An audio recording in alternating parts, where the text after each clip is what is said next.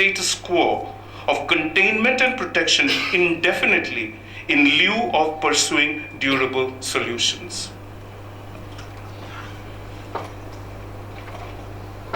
I have always had a problem with this attitude and express my reservations accordingly at various forums. I take issue here at various levels. First, on a legal philosophical plane, such a global response has been a highly selective one, tantamount to an abdication of responsibility in disregard of legal standards and mechanisms previously established to meet similar situations. In the present case, priority has been accorded to containment of the crisis within the territorial boundaries of Bangladesh through a protection narrative with no feasible plan to pursue two main avenues of durable solutions. That is, voluntary repatriation to Myanmar and/or resettlement in third countries. The focus rather has been to convince Bangladesh to continue hosting an alien population for a period ostensibly temporary but not specifically defined. I argue that such definition has eluded all because no pressure, moral or legal, has in any meaningful way been made to bear upon Myanmar, primarily by its key regional allies, in introducing a constitutional reformation internally, as would assure due citizenship status to the ethnic Rohingyas, thereby creating favorable conditions for their return to their homeland with a promise of sustainable rehabilitation and reintegration. My second concern is with the price of protection being paid by Bangladesh at all levels: societal, developmental, environmental, and national security. Population spillover and leakage from the camps into the host community are realities now. Human trafficking, drug peddling, and sexploitation is becoming commonplace. The price to be paid in the long run, therefore, is of a serious disruption to societal balance resonating on a larger national security and regional plane. Furthermore, the burgeoning asylum-seeking population, maternal health, childcare, education, social services, sanitation, accommodation, ecological balance, etc., become focal issues of concern for us on a daily level. With time, a reprioritization of intervention initiatives is bound to take place. This in turn risks a narrative shift from protection to rehabilitation and state settlement in place, thereby pushing the focus away further from conventional modes of durable solutions. Indeed, the apprehension is that any argument for pursuit of durable solutions may, with the efflux of time, be rendered redundant. The provision of basic services to the asylum seekers is undeniably necessary for and commensurate with the temporary protection Bangladesh is willing to provide. The prospects of this, however, taking on the complexion of a development and integration agenda for the donor community and the United Nations is alarmingly real but avoidable still. Urgent preventative action is key here. The longer Bangladesh is made to host such a population, the greater the chances of a narrative change from protection to settlement in place. Settlement in place বলতে বলছে যে আমাদের দেশে তাদেরকে settle করতে হবে। দুটো পন্থা আছে, তিনটে পন্থা বলে। প্রথমটা হচ্ছে ভলান্টারি রিপ্যাট্রিয়েশন, তারা নিজেদের দেশে ফিরে যাবে ভলান্টারিলি। আরেকটা হচ্ছে settlement in a third country, যদি অন্য কোনো দেশ নিতে রাজি হয়। থার্ড অপশনটা হচ্ছে যে দেশে ফার্স্ট অ্যাসাইলাম দিয়েছে তাদেরকে আমরা হোস্ট করতে থাকবো ফর অ্যান ইনডেফিনিট পিরিয়ড। সেটাকে সেটেলমেন্ট ইন প্লেস আমি বলছি। I am wary of arguments that are occasionally placed forward to weave or accommodate the Rohingya factor into our development agenda, and therefore advise on extreme caution against taking steps in that direction. It is pertinent to clarify at the outset that I draw an essential legal distinction between the terms asylum seeker and refugee. This might be a bit controversial, but I subscribe to it. It's not a mere matter of semantics, but these have distinct legal connotations from me. Asylum seeker bolbo na refugee bolbo, sheta ami explain korchi. The term refugee, I argue, bears a correlation to a formally determined legal status by reference to legal standards set out in the 1951 Convention relating to the status of refugees, read with its 1967 protocol. The adoption of a status determination procedure in the past has been an essential component of durable solutions. It Indo-Chinese refugees the ক্ষেত্রে status determination procedure adopt করা হয়েছিল region wise all over Southeast Asia. আমরা কিন্তু এখানে সেই পর্যায়ে এখনো আসিনি. I make this distinction here to forestall any argument in particular that refugees who have been recognized as legally entitled refugee status because they fear persecution and they cannot go back to their country of origin, that refugees under emerging standards of durable solutions in international law are entitled to integration into national development schemes. সেজন্য আমি সেই বিভাজনটা করছি যে এরা refugee আমি এখন ধরবো না তাদেরকে আমি asylum seeker বলবো, which has a lesser degree of legal substantive effect and consequence attached to it. Furthermore, the very nature of the pogrom pursued by Myanmar, violent, repressive, genocidal, informed by deep-seated ethnic and religious distrust and hostility, is fertile and putrid ground for an impressionable segment of the asylum-seeking population in Bangladesh to turn towards militancy. এবং এই ক্ষেত্রে আমরা সবসময় একটা example মনে পড়ে, সেটা হচ্ছে Pakistan and how it dealt with not only the influx of refugees from Afghanistan, but the aftermath decades on when spillover happened and they sort of assimilated with the local population, and Pakistan has had to pay an extremely high price for that. Their contingency, seriously disruptive of Bangladesh's carefully nurtured socio-religious order, must not be ruled out. আমার আরেকটা লঙ্গার term perspective আছে, এবং সেটা মিয়ানমারের দিকে না তাকিয়ে আমি আমাদের পার্শ্ববর্তী আরেকটা রাষ্ট্র আছে সেখানে যে কতগুলো ডেভেলপমেন্টস হচ্ছে রিসেন্টলি, সেটা কিন্তু একটা অশনি সংকেতের একটা আমাদের একটা ছায়া আছে। সেটার থেকে আমি এই প্যারাগ্রাফটা অ্যাড্রেস করছি। সেটা হচ্ছে furthermore, how Bangladesh ultimately deals with the Rohingya crisis will inevitably have broader long-term implications. The surge of ultra-nationalist forces elsewhere in Bangladesh's neighborhood, fed both by Islamophobia and frustration with perceived uncontrolled illegal emigration from Bangladesh, raises the specter of potentially large-scale push-ins into Bangladesh in the future, predominantly from India. Let a solution to the Rohingya crisis, that is my plea, therefore serve as a template not only to meeting but effectively deterring such other humanitarian crises. Push-ins কিন্তু from Bharat থেকে push-ins কিন্তু আমরা বহু decades ধরে কিন্তু we've dealt with. ওনারা push-in করেছেন, আমরা push-back করে দিয়েছি। তবে ন্যাশনাল রেজিস্টার অফ সিটিজেন্স যেটা আসামে ওনারা প্রবর্তন করেছেন with the blessing of the Supreme Court of India, সেটা যদি ওনারা এখন ত্রিপুরায় করতে চান, সেটা যদি ওনারা পশ্চিমবঙ্গে করতে চান, তাহলে আমাদের জন্য একটা ভয়াবহ ব্যাপার, একটা পরিস্থিতি ধারণ করবে। এবং আমাদের সবার বোধহয় একটা দিকে খুব দেখা উচিত, সেটা হচ্ছে 2021-এ যখন পশ্চিমবঙ্গে বিধানসভার যখন ইলেকশনটা হবে তখন কি হয়, এবং এবার লোকসভা ইলেকশনে the gains made by one political party are but writing on the wall, যে বিধানসভা ইলেকশনে 2021-এ কি হতে পারে। It is with that complex scenario in mind that I now introduce the fundamental tools already available in international law and practice that operate to avoid a disproportionate burden being borne by Bangladesh at a crippling cost to itself.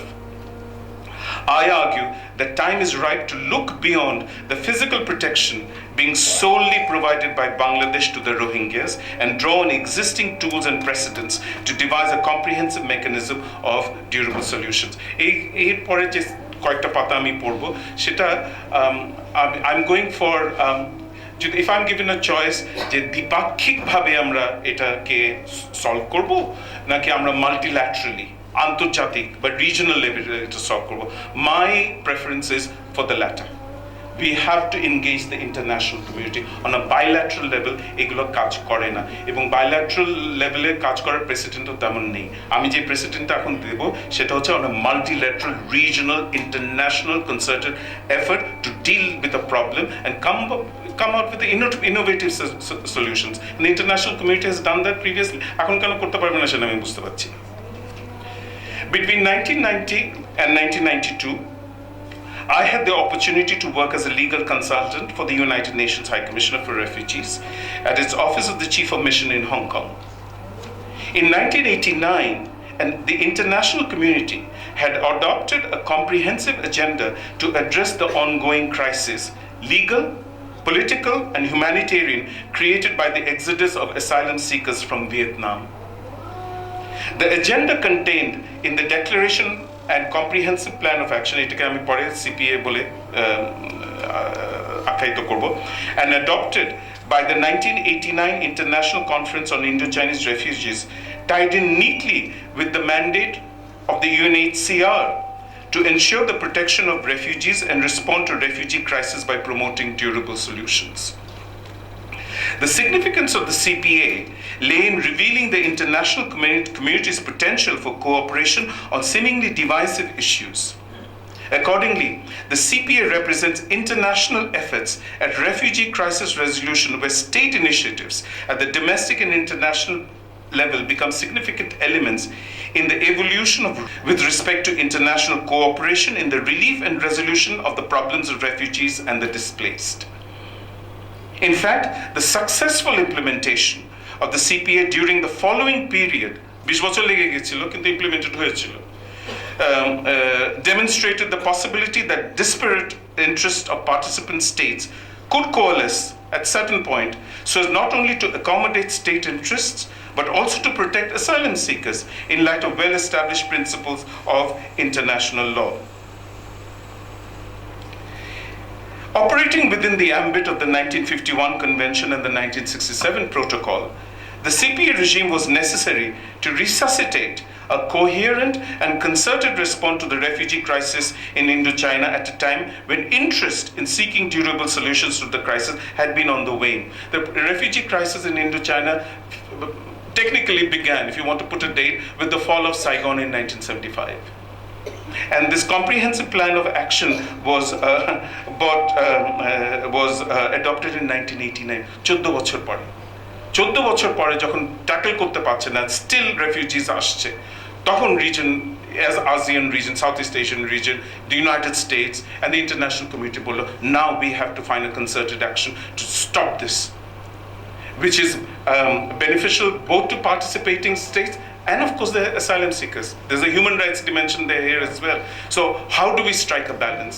And the CPA struck that balance, and this is what I'm coming to now. আমরা কিন্তু সেই দিকে যাচ্ছি। Operating within the ambit of the 1951 Convention and the 1967 Protocol, the idea was to extract commitments to an internationally monitored, and it operated on various levels: humanitarian, political, development. প্রত্যেকটা লেভেলে CPA এর মধ্যে Viv করা হয়েছিল এবং প্রত্যেকটা দিকে নজর দিয়ে বলা হয়েছিল political resolution হবে of disputes that can be resolved politically, diplomatically যেটা করা যায় সেটা করা হবে, humanitarian level intervention দ্বারা যা করা যায় তা করা হবে, কিন্তু সবগুলো in tandem চলবে, একসাথে চলবে। Myanmar crisis is, an ideal case for such an intervention. The idea was to extract commitment to an internationally monitored political, humanitarian, and legal response while maintaining sufficient safeguards to ensure to states their continued control over admission policies. which appeared to be threatened in the late 1980s by the unabated flow of asylum seekers from Indochina. A motley collection of states were brought to adhere to the principles of protection, human rights, and orderly movement under a framework of interconnected state obligations. The obligations of any state was limited and balanced by the obligation of other participating states. As stated in the declaration that adopted the CPA, the complex problem at hand necessitates the cooperation and understanding of all concerned, and that a comprehensive set of mutually reinforcing humanitarian undertakings, which must be carried out in its totality rather than selectively, is the only realistic approach towards achieving a durable solution to the problem. The CPA regime mandated measures to deter clandestine departures from the country of origin, mainly Vietnam, but Cambodia and Laos এটার মধ্যে involved ছিল, including mass media activities and regular consultation between the countries concerned. এটা একটা জিনিস, encouragement of regular departure. যখন international negotiation হবে, মিয়ানমারকে বলা যেতে পারে, okay, you don't want these people to reside within your territories. You won't give them certain status, constitutional status, but take them back and put in place procedures for regular emigration that they can apply through various embassies to the countries of immigration, and you will facilitate them. But they have to do it while they're residing with certain protection and dignity within the territory of Myanmar. Emigrate করতে দাও, কিন্তু তুমি তো নৌকায় ভাসিয়ে তাকে বিদেশে পাঠিয়ে দিতে পারো না, বাংলাদেশে পাঠিয়ে দিতে পারো না। তো এটা হচ্ছে যে encouragement of regular departure from Myanmar, programs, provisions for reception and temporary refuge for new arrivals, region-wide refugee status determination procedures, resettlement undertakings for long stayers, and for new arrivals found to be refugees, and repatriation of non-refugees. State responsibility was defined by the role each state played in the movement of asylum seekers. There's obligations as to orderly departures, measures against clandestine departures, and the successful reintegration of returnees fell on the state of origin, Vietnam. এখানে ভিয়েতনামের বদলে Myanmar পড়তে পারেন। Vietnam's neighbors in the Southeast Asia region consented to grant temporary sanctuary or first asylum, exactly what we are doing now as Myanmar's neighbor, closest neighbor, one of the closest neighbors. But temporary sanctuary on the guarantee that other states and international organizations would pursue durable solutions in the form of resettlement in a third country or repatriation to the country of origin, thereby avoiding any possibility of local integration. When I was working in Hong Kong, this was in the early 90s, and the question of the handover of the then British territory of Hong Kong to China was imminent. It was looming large, and that contingency defined the whole societal, political attitude towards refugees in Hong Kong, to Vietnamese refugees. And the Vietnamese refugees were all held in closed camps. There were numerous detention centers, and I used to work in the largest such detention center called Whitehead Detention Center. Anyway, one of the compulsions from the Hong Kong authorities was that yes, we will have to abide by international standards, যে তাদেরকে voluntarily repatriate করতে দেব, আর যারা voluntarily repatriate না করে বহুত দিন থেকে গেছে তাদেরকে আমরা পাঠানোর চেষ্টা করব। কিন্তু শেষ পর্যন্ত দেখা গেছে তাদেরকে তখন কাইটাক এয়ারপোর্ট ছিল, তাদেরকে টার্মিনাল থেকে ড্র্যাগ করে করে প্লেনে ভরে ভিয়েতনামে পাঠানো হয়েছে। When the date of handover to China came, was very, very, very close. And of course, the role played by the United States. The United States had a moral obligation because of the Indochina War towards the fallout from that war. And the US the overwhelming political will came from the United States. And it was the largest country of resettlement for Vietnamese refugees who went and resettled in the United States. Then we have Canada, Australia, we had Europe as well. Japan provided most of the funding along with the United States. And the regional holding center was set up in the Philippines. Hong Kong, Singapore, Indonesia, Malaysia, probably Taiwan, সব দেশে কিন্তু refugee status determination process initiate করা হয়েছিল under the CPA. প্রত্যেকটা দেশে refugee ছিল। যারা refugee বলে গণ্য হয়েছে through that legal process যেটা আমরা মনিটর করতাম, তাদেরকে তখন ফিলিপিন্সে নিয়ে রাখা হতো in a holding center. তারপরে যে তাদের যে দেশ তাদেরকে রেকগনাইজ করেছে ফর রিসেটলমেন্ট, তারা সেসব দেশে চলে যেত। এই আমার এখন যে পরিস্থিতি দাঁড়িয়েছে বাংলাদেশ, আমার মনে হচ্ছে আমরা সেই দিকেই যাচ্ছি এবং গেলে আমাদের এই পন্থাগুলো আমাদেরকে প্রণয়ন করতে হবে। The CPA serves as a precedent on concerted humanitarian action in a highly politicized setting. আমি page 7 in last paragraph থেকে পড়ছি। Politicized setting in which key roles are assumed by global powers. এখানে যদি আমি আমেরিকার কথা বলি 90 দশকে, আজকে আমরা চায়নার কথা ভাববো, আমরা to a certain extent ভারতের কথাও ভাববো as key regional players along with ASEAN. The CPA itself is a testament to a significant US foreign policy initiative on resolving the Indo-Chinese refugee crisis in the late 1980s. This required the United States to play a key role in coordinating an international effort in seeking durable solutions to the plight of Indo-Chinese refugees. The CPA's significance in the context of US policy on refugee migration crisis lies in the balance struck between strategic and humanitarian interests, where partly in consideration of the security concerns of the allied ASEAN states, and therefore of the strategic interests of the US in that region, and chiefly of the national obligation born out of the American experience in Vietnam, the United States became a key participant in an international effort at protecting human rights.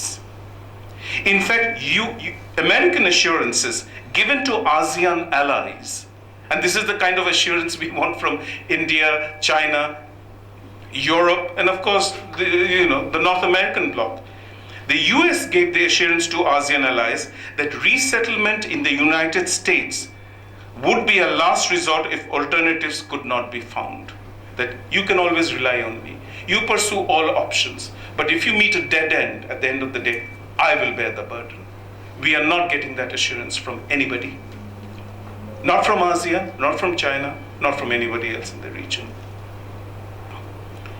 And this constituted the bedrock of the CPA scheme of guaranteeing a Southeast Asian commitment to providing initial temporary protection to Indo-Chinese asylum seekers.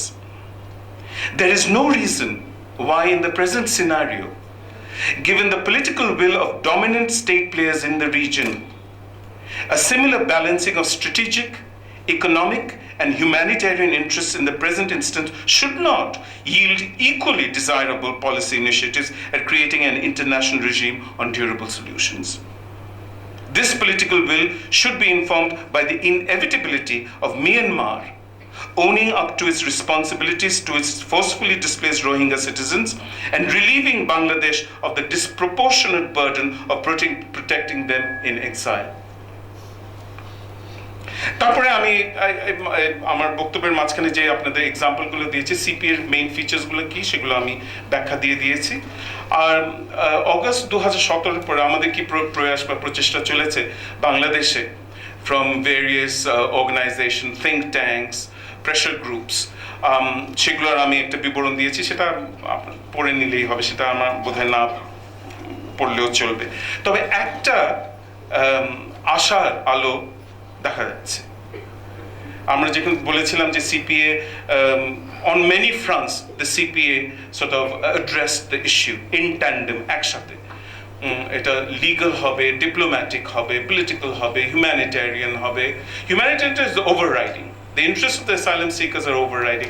একটা কথা পরে আমি আসবো, এটা লিখিনি, কিন্তু অনেক সময় আমাদের এখন ইভলভিং স্ট্যান্ডার্ডস অফ ইন্টারন্যাশনাল প্রোটেকশনে বলা হয় that if you caught between the sovereignty of the state and if you caught the sovereignty of the state at one hand and the sovereignty of the individual like you and I on the other, humanitarian protection narrative, the sovereignty of the individual must prevail. That is the basic tenet of human right protection. That is, and এটা আমি তাত্ত্বিক যখন আলোচনা করব আমি তখন বলবো। তো আশার আলো যেটা আমরা দেখছি সেটা হচ্ছে ইন্টারন্যাশনাল ক্রিমিনাল কোর্ট, এবং ইন্টারন্যাশনাল ক্রিমিনাল কোর্টে কতগুলো অ্যাভিনিউ আছে যেটা international criminal court can assume jurisdiction. প্রথমেই বাদের খাতায় যেটা পড়ে সেটা আমি বলে দিচ্ছি। আমি ব্যাখ্যা দিয়ে দিয়েছি যে রোম স্ট্যাচুটের আন্ডারে কোন কোন ধারার আন্ডারে কি কি পন্থা অবলম্বন করলে এই কনফ্লিক্টগুলো রিজলভ হবে from by assigning criminal responsibility on a state. তো চারটি মেইন পন্থা রয়েছে। দুটো হচ্ছে একটা reference by the UN security council, সেটা কোনোদিন হবে না। কেন হবে না সেটা আমি বলে দিয়েছি, বিকজ অফ লার্জলি জিওপলিটিক্যাল ইন্টারেস্টস। তবে সেই পন্থাটা কিন্তু দেয়া আছে, এবং আমি কিছুক্ষণ আগে জাতিসংঘের সনদ থেকে পড়ে দিয়েছিলাম আর্টিকেল 33, 34-এ কিন্তু it becomes incumbent on the UN security council to devise a solution, but that responsibility is always abdicated, এবং এই ক্ষেত্রে সো ফার অ্যাবডিকেটেড হচ্ছে, সেটার উপর আমরা কোনো আশা রাখছি না। আরেকটা হচ্ছে Rome statute, because it's a multilateral statute, jurisdiction of the International Criminal Court is primarily determinant upon which state accepts the jurisdiction by acceding to or ratifying the Rome Statute. Myanmar কিন্তু ওটা রাটিফাই করেনি, কাজে Myanmar কোনোদিন ম্যাটারটা refer করবে আইসিসিতে সেটা হবে না। But that is theoretically N option, but ওটা থিওরির খাতেই রয়ে যাবে, সেটা আর বাস্তবায়ন হবে না। দুটো হতে পারে, একটা হচ্ছে reference by a state party. State পার্টিকে বাংলাদেশ, আমরা কিন্তু র্যাটিফাই করেছি, রোম স্ট্যাচুটটাকে আমরা র্যাটিফাই করেছি। তবে এবং আমার প্রথমে যে সাংবিধানিক যে প্রভিশনগুলো যে আমি একটু পড়ে দিলাম, এইখানেই ওই আঙ্গিকেই এই বাংলাদেশের অব্লিগেশনসগুলো অ্যারাইজ করে। বাংলাদেশ যে সেই অব্লিগেশনসগুলোকে অ্যাভয়েড করছে সেটা আমি বলছি না, তবে চাইলে বাংলাদেশের একটা ভালো কনস্টিটিউশনাল কম্পালশন রয়েছে, সংবিধানেই বলে দেওয়া আছে আমরা এই ম্যাটারটা আইসিসিতে রেফার করতে পারি। রেফার করার যে বিধানগুলো রয়েছে স্ট্যাচুটে সেটাও আমি ব্যাখ্যা দিয়ে দিয়েছি, এবং the nature of the dispute, I will say, is also ground enough for Bangladesh to justify taking this matter to the ICC. ওটা আমি একটু পড়তে চাইছি 12 আর 13 পাতা থেকে। Reference by a state party. As a state party, Bangladesh may refer the matter to the Office of the Prosecutor for Investigation under Article 13A, read with Article 14 of the statute, the Rome Statute. Bangladesh ratified the Rome Statute in 2010 and has thus submitted itself to the jurisdiction of the ICC